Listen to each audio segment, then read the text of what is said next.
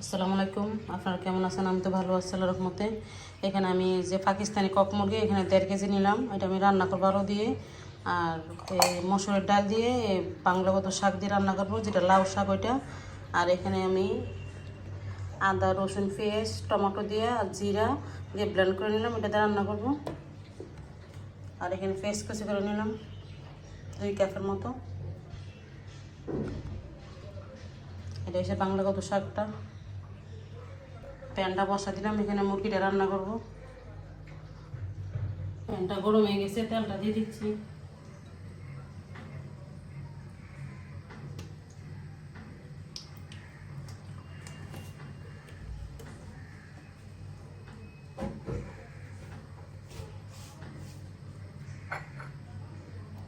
এলাচি দারচিনি লং তারপরে তেজপাতা দিয়ে দিব।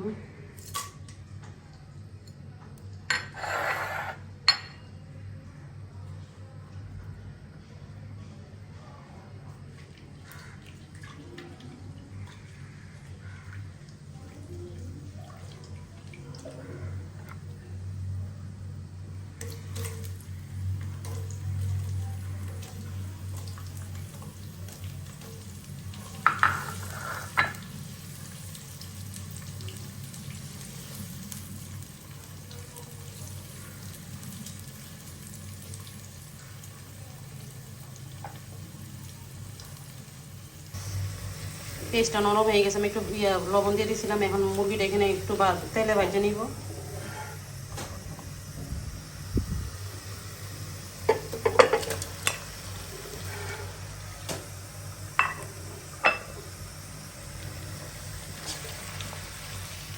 এখানে 1.5 কেজি তারও বেশি মুরগিটা।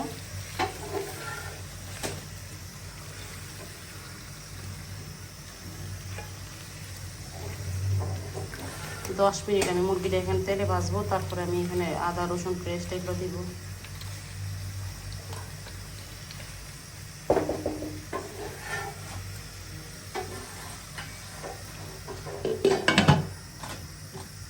মাংসটা আমি 7-8 মিনিট তেলে ভাজে নিলাম। এখন আমি আদা রসুন পেস্টটা দিয়ে দিব।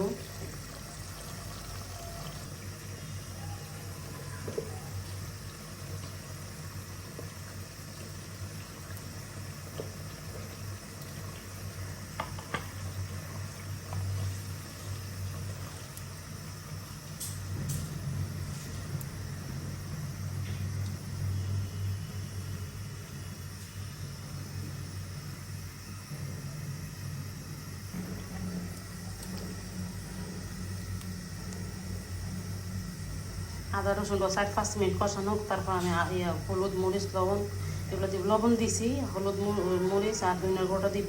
জিরা একসাথে এখানে ব্লেন্ড করে নিয়েছি, জিরা গুঁড়া দিব না। আর একটু দিব, গরম মশলাটা দিব যাতে গ্রানটা ভালো আসে।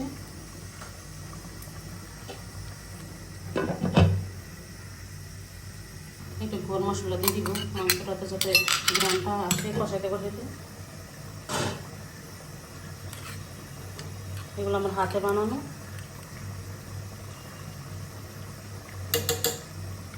আবার উঠানোর সময় রান্না শেষ হলে তারপর আবার দিব।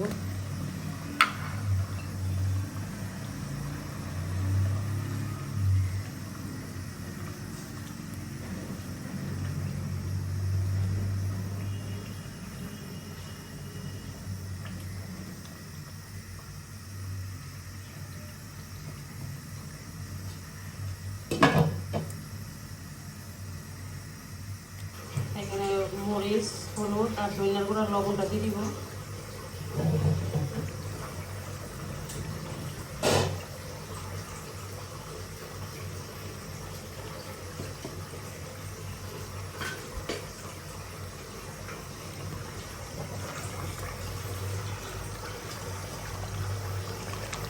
আদা রসুনটা আমি 5-6 মিনিট কষাই নিয়েছি। এখন আমি শুকনো মশলাটা দিয়ে দিলাম।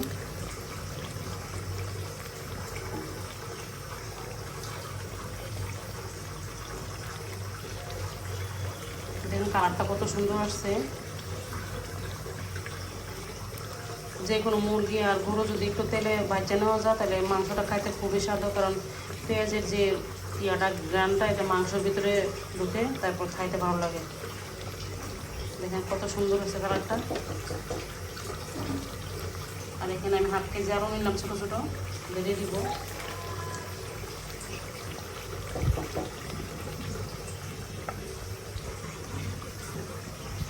আর ওদিকে ভাত কষিয়ে দিলাম।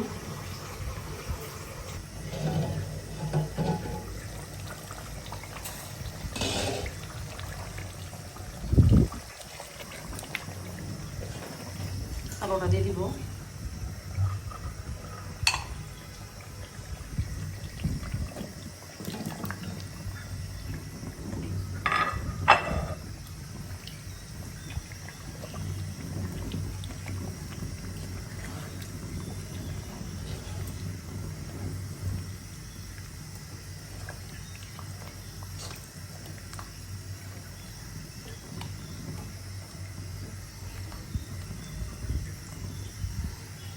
কালারটা কত সুন্দর আসছে।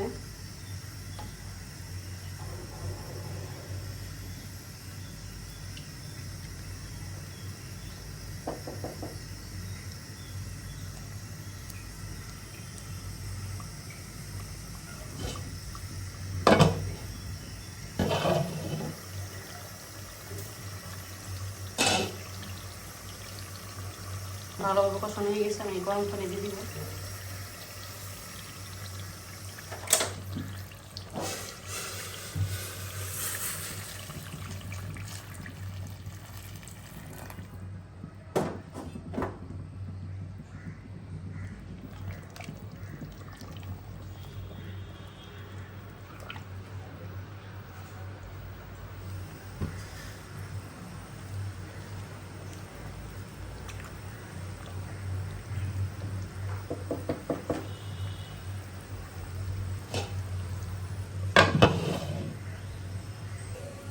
মুরগির মাংস রয়ে গেছে।